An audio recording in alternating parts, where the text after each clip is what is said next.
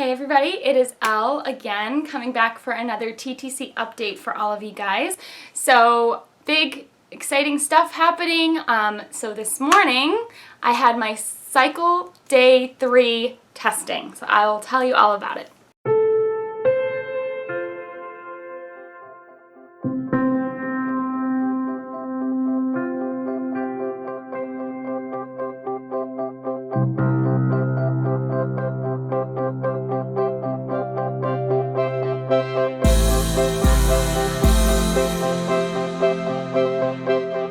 Okay, so my cycle day 3 testing was scheduled for this morning.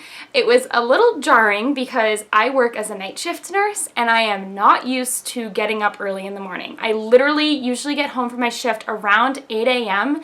and I sleep until 3 or 4 p.m. every day. And even on the days I'm not working, I usually stay up pretty late and then sleep pretty late just so I don't completely throw off my melatonin and cycle and all that good stuff. So anyways, it's basically just changing a time zone. So anyways, so I did have my cycle day 3 testing, and they always do testing in the morning, and I was like, ah. It was also, I was told to fast as well because they did a prolactin draw as well, so they wanted to get a fasting amount for that. I'm not really sure why, but that's what they did.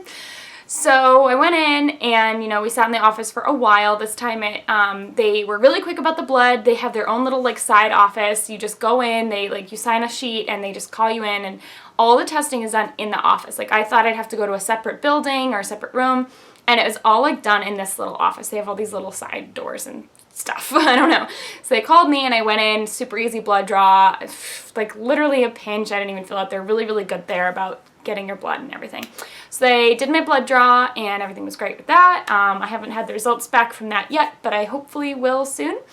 So anyways, so then I waited again, and this time it took a lot longer because it's kind of one of those things where they tell you to come in this day, but they don't have an appointment for you. They're just come in between this time, and we do everyone's testing that morning.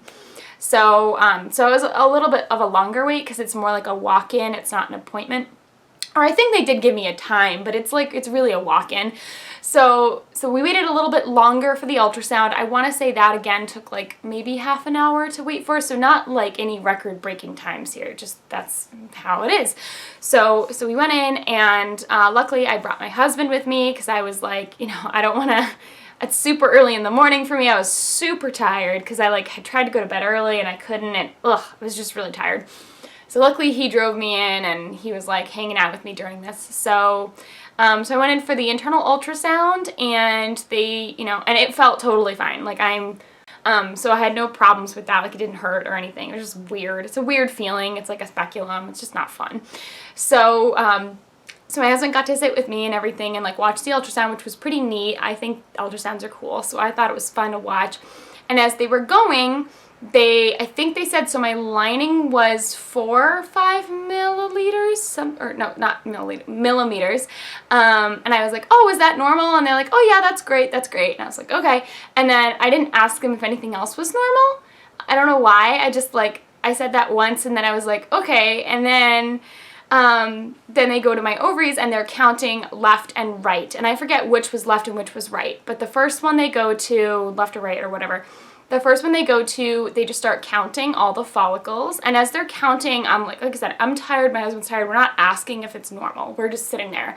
And they're counting and counting and counting. And and I know from ultrasounds what PCOS potentially looks like, with a whole bunch of rings around, or a ring of pearls around your ovary kind of looking thing, and mine didn't look like that. It just looked like a blob with a bunch of circles in it, which is, from what I've seen of pictures, is normal.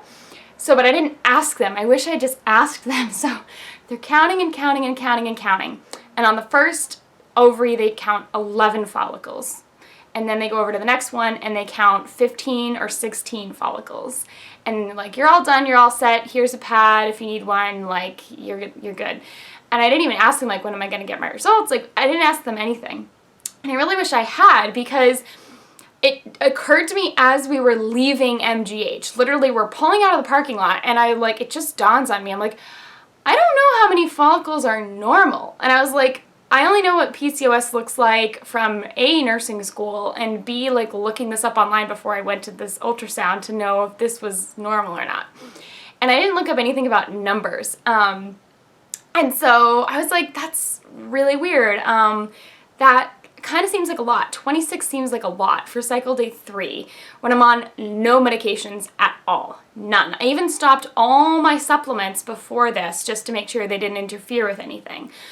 So, and my husband's like, oh, don't Google it. You're just going to drive yourself crazy. And of course, I'm like, no, I have to know. So I Google it, and like, it does seem to be kind of a lot of follicles. So now I'm kind of wondering, like, all this time we thought all of my pelvic pain and all the symptoms I've had from periods and ovulation or ovulation time and things like that were related to endometriosis. But now it's kind of like, I'm thinking, is there a chance it could be PCOS instead? I'm not really sure. But anyways, I'm hoping we find out soon. I'm not really sure what to do at this point. I'm just kind of playing the waiting game. I do have my HSG coming up. I have scheduled it for cycle day 12 because I wanted it as close to ovulation as possible, because that's when you're like loosest in that area and your cervix is also more open, so there's less like dilating and stuff they have to do, and so I figured that would be the best way to do it. And but that's it for now, guys. I just wanted to give you an update on my cycle day 3 testing, and I will let you guys know what the results of that are, or if I even get results before our next consult. And they did schedule a consult already. But anyways, the other thing is my husband's semen analysis has been scheduled for the morning of my HSG, so he can go in, do that, and then come with me to my HSG and be a good hand holder and whatever for that. And then he also has an appointment with a urologist like in 2 weeks, so after his semen analysis repeat and everything like that, just because the doctor was like, well, you're already seeing an endocrinologist, but let's take you to a urologist to make sure that's all good. I don't even know what urologists really do. I mean, well, I know what they do, but like I don't know what they do for fertility. But anyways, that should be interesting. I will let you guys know if there's any more developments, and that's it for now, guys. And if you like, subscribe. Bye.